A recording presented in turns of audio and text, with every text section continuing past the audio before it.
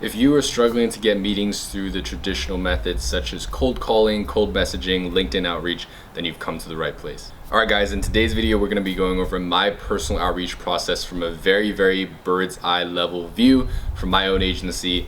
What exactly it is that I do all the way from prospecting to qualifying to doing my homework to actually reaching out, following up, and then finally getting the discovery call booked. Now keep in mind this is going to be a very different process from how a lot of other people usually teach it.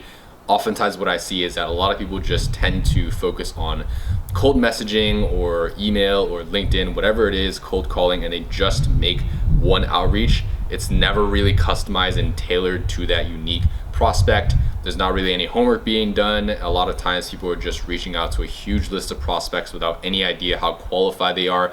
A lot of these issues. So we're going to pretty much troubleshoot these as we go, and it's going to be pretty natural because my outreach process naturally just hits all of these objections out the park. So first and foremost, step one is always just building a qualified list. Now this is by far the biggest area where I think a lot of agencies already mess up is, a lot of you guys just, you guys take a directory. For example, you guys are on Yelp, you guys are on Zillow, whatever it is, you have an entire directory of ideal businesses within your area or ideal businesses within another specific area. And what I see oftentimes is that you guys just tend to reach out to every single one of those prospects when in reality you should be applying the 80-20 principle here. Right? So for me personally, I have a very intensive set of qualifications that I take every single one of my prospects through until they can actually become a qualified prospect, qualified enough for me to actually take the time to reach out to them. Right? So that's the same process I would suggest with you guys. Now, for example, with real estate, those qualifications are going to be very different to e-commerce. E-commerce qualifications are going to be very different to restaurants, for example. So what I'd recommend is really just start doing this on your own for at least a month or two. Make sure you have your qualifications down, and then from there, as soon as you can, outsource to a VA. Have someone on Upwork do this for you, because again, this is a process that you need to learn. But on the other hand, it's also something that's it gets you the least value out of your time. So just make sure as soon as you get your qualifications down, as soon as you pretty much have a good eye for businesses that fit your criteria, from there you train a VA as soon as possible. You can find one on Upwork that's already done a lot of lead gen gigs, list building gigs in the past. From there, just train them on your own unique qualifications, and then you'd be all set to actually reach out. Now, as far as also a little side note as to where a lot of you guys mess up as well, especially when you guys actually go ahead and email prospects, is you guys get incorrect emails, or you get emails that aren't actually meant to reach the person of authority. So for example, if you're trying to reach a CEO, you're trying to reach the founder, you guys oftentimes just settle for a sales at or info at or contact at email address. That's really not what we're going for here. We want to go for direct emails.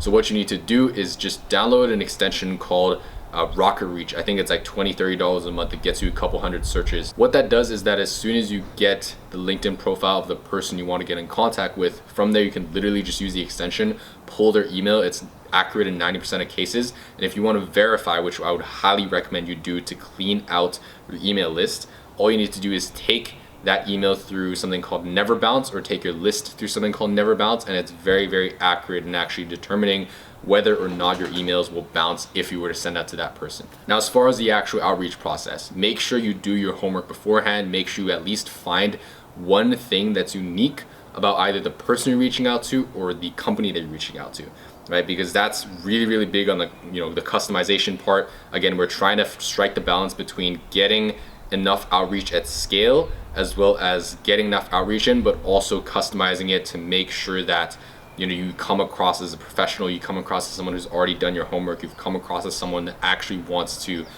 work with the business and genuinely cares about the person and the business itself. So as soon as you do your homework, right, maybe it might be the fact that you found out that the CEO did a recent interview with Vogue, or maybe they did a podcast, or maybe they had a very interesting social media post. Whatever that is, you want to put that into your first line of your first email. That serves two purposes. Number one, it shows that you've actually done your homework. Number two, it shows that you actually aren't just trying to pitch them on something right away, right? So that's really what the customization part is for. If you pair that with a very good subject line, your initial open rates, your view rates, etc. are going to shoot through the roof.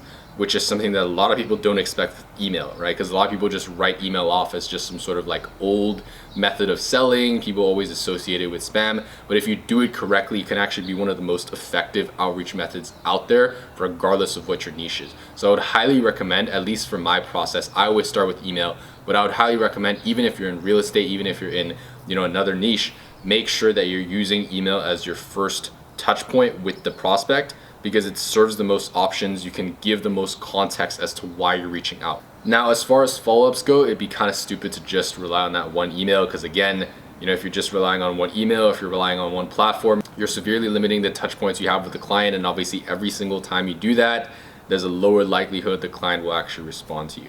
So just make sure you have a follow-up process in place. For me personally, it's 26 days, right? From the initial email all the way to the last follow-up email, it spans a space of 26 days. And in between, I'm also following up omni-channel. So for example, I'll engage with the prospect on social media if they have one. I'll make sure I'm commenting on their posts. I'll make sure they're I'm liking. I'll make sure that, I'm pretty much just showing them and putting myself in front of them more in a very, very, very subtle way. And that oftentimes leads back to my personal brand. They might look through my profile, etc., and that serves to strengthen the relationship. Now, as far as actual outreach goes, I like to keep my emails and my follow-ups as concise as possible. Within my first email, there's really only 3 core components. Number 1, customized first line. Number 2, showing what it is that you can help them with and linking them back to a tangible result. So for example, having a Facebook ad strategy in place is something that can bring you an additional 6 figures in revenue within the space of 60 days. Again, that's a very, very tangible offering that you're showing them. And then the third thing is for sure listing case studies, listing name dropping, etc., past or current clients. That really, really serves to strengthen up your relationship, especially if you cushion it, if you don't just come in outright with case studies. That really, really serves to strengthen your reputation in their eyes, especially because at the end of the day, you are doing a cold outreach. They still have no idea who you are, most likely. So if you take yourself through this entire process, if you go from pretty much reaching out to every single person to really, really applying an 80-20 approach to your list building, to your prospecting, if you do your homework, if you customize your actual outreach, if you have a solid follow-up process in place, and if you omni-channel follow-up, and if you make the main intent for every single one of these follow-ups, every single one of these initial outreaches, getting on a call with them, you will get qualified calls, you will get qualified meetings with clients regardless of what niche you're in, and that's our objective in this video. So hopefully you guys enjoyed this. Hopefully it cleared up some of your doubts. Hopefully it cleared up some of your concerns. Give this a shot. Obviously this is just a very, very bird's eye level view, but if you apply every single step that I taught you, you should be getting meetings on a consistent basis.